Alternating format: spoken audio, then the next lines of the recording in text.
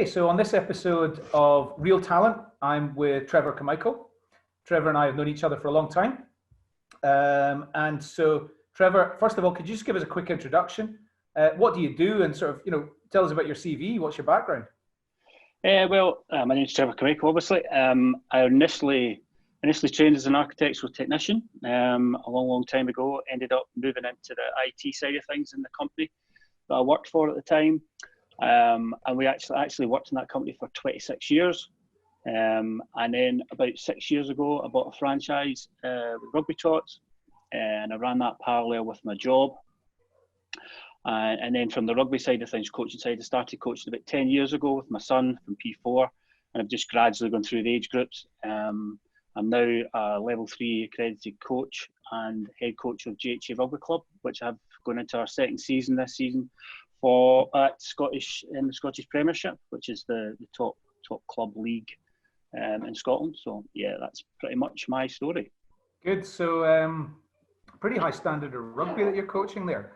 How do you know? So the first question is, how do you know when you've found real talent? So what is it you can see in somebody that you think, yeah, they've got what it takes?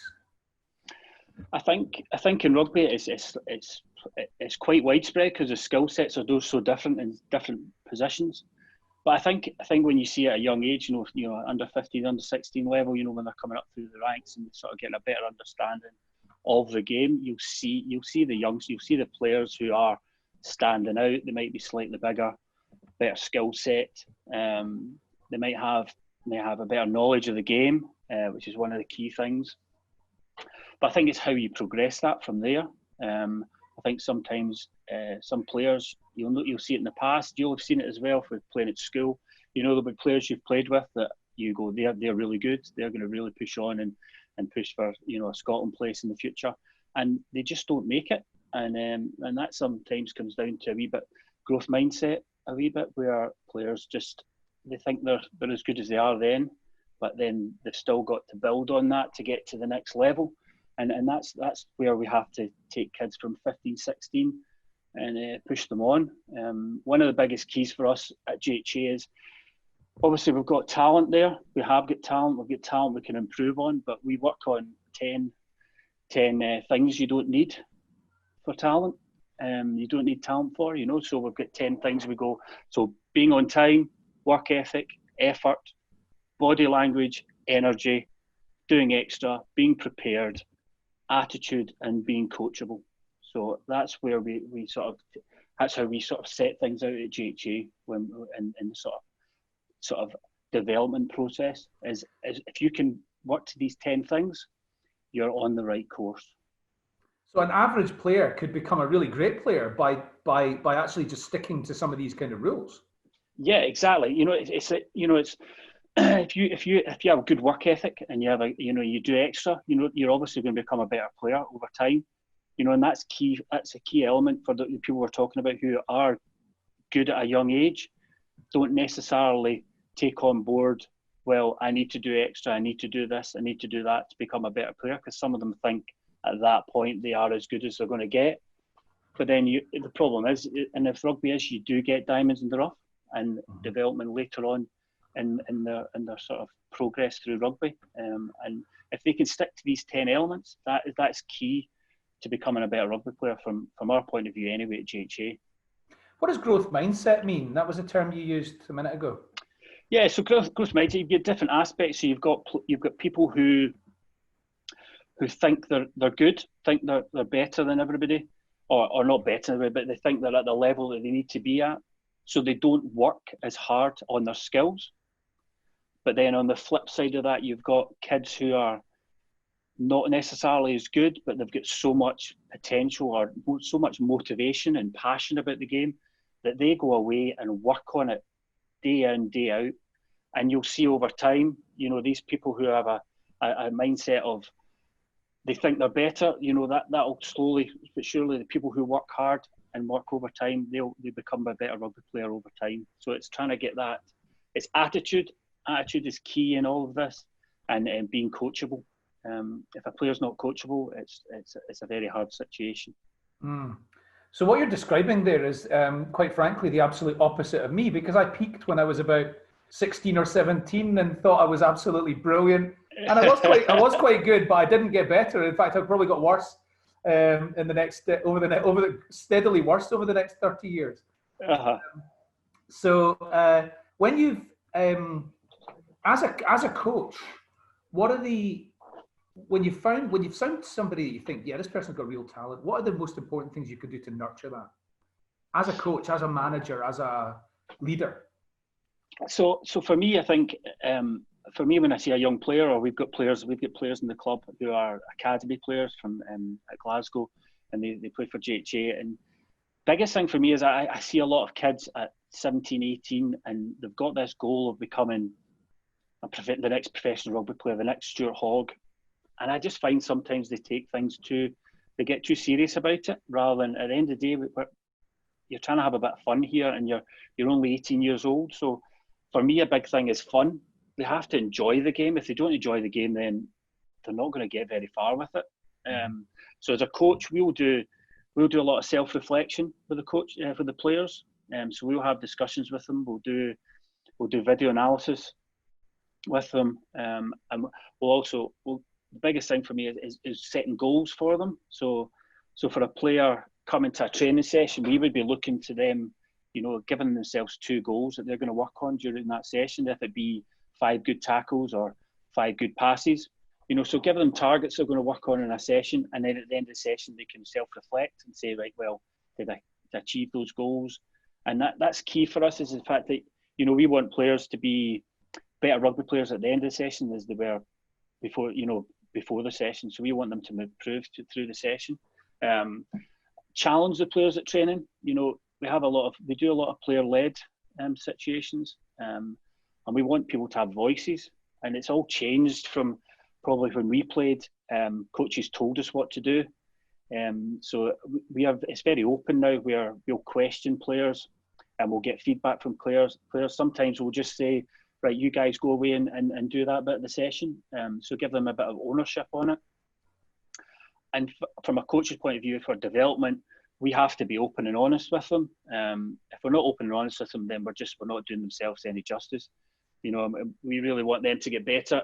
But the other flip side is they've got to be able to take a wee bit of criticism as well along the way, because that will make them a better player. And key for me is challenge themselves and fun at that age, 18, 19, definitely.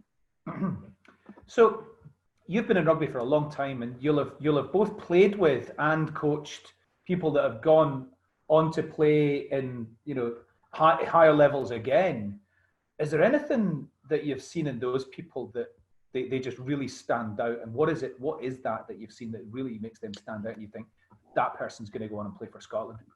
Yeah, I think a prime example for me, I think, is probably James Eddy at GHA. Yeah. I played with him primarily in the last couple of years before I retired, but he had that motivation and desire to become a better player. And obviously he ended up in Glasgow and played a number of games. I think he played over 100 games for Glasgow. Yeah. But he's been at coaching. He's been coaching us, helping to coach at GHA with the line out side of things. And I think you just see that next level is knowledge, is the huge knowledge of the game. We used lineouts in our day was like, if we could catch it, we're doing well.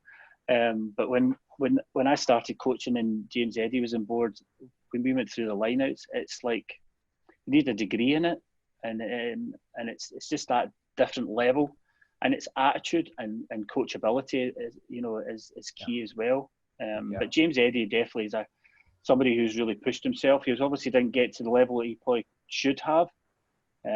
But he's definitely someone that I would, if I was speaking to a young player, and I would say, look at James Eddy, because his attitude and what he puts into the training he's done at GHA has been second to none, to be honest. Really nice guy as well. Yeah. And okay, so my last question is, looking back in your career in rugby, now that you're mature, you're in your 40s, and question is, looking back 20 years ago, what would you have done? What would you have done differently, or what advice would you give to a 20-year-old Trevor? Well, see, I played first 15 rugby at most of the clubs that I played for. Mm-hmm. Probably didn't get challenged as much, you know, positional wise. So I was probably on the latter the growth mindset, where I probably didn't work as hard on my game as I probably should have. Because you were one of the first names on the team sheet anyway. Yes, exactly. So, and I think that's probably one thing I regret quite a lot about my career, is the fact that I probably didn't push myself as hard as I should have. I think I had the best time of my life playing my rugby. It was fun. I enjoyed it. But I think if I'd put a wee bit more effort in on skills, or had a bit more of an idea of where I wanted to go, I probably could have played at a higher level. But I don't regret it. But if I was talking to a 20-year-old Trevor Carmichael right now, I would just say it's more about, you know, don't be scared to fail. I think is key as well, because one of the things, you know, we'll do a training session, and if we go through a training session, there's no drop balls, we probably haven't improved. We're probably better if we drop the ball a few times, and we learn from it. I think for me, training goals is definitely something that you really have to put yourself through. When I played, it was like I would turn up on a Tuesday, Thursday, and we would train Tuesday, Thursday, and we'd play on a Saturday. Yeah. You know, there's a lot more structure involved in the game. It's just getting an understanding of the game, self-reflection.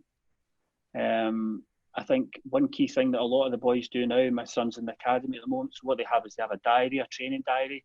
So they'll do self-reflection on the session that they've just done, you know, and give themselves goals. And I think just having fun with it, having fun playing rugby. I think sometimes it's lost a wee bit nowadays, you know, professionalism, and the club game's dying a wee bit with the numbers that are playing. I think fun is still a key element of rugby. And I think for me, 18 to 20, that transition period before you can maybe push on to the next level, you have to enjoy it. You have to enjoy it, but try and get better at the same time. Yeah. That's been really great talking to you. And, you know, some of the things you've talked about, I really understand them, having played a lot of rugby myself. And I've really enjoyed, you know, finding out your perspectives. So, Trevor, thanks very much for coming and joining me today. No worries. Thanks for having me, Adam. Thank you. All the best. Hey, cheers, bud. Cheers.